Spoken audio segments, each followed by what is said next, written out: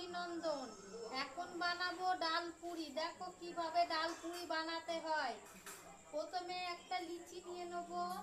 আগে থেকে সেদ্ধ করা ছোলার ডাল, সেটাকে ভালোভাবে মিক্সারে পেস্ট করে তার মধ্যে শুকনো লঙ্কা, জিরে, আদা দিয়ে পেস্ট করে নিতে হবে। ওটা রেখে দিতে হবে।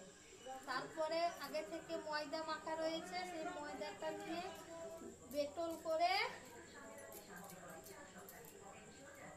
এর মধ্যে দিয়ে দিতে হবে অল্প অল্প করে। দিয়ে দেওয়ার পর এইভাবে মুখটা মেরে দিতে হবে।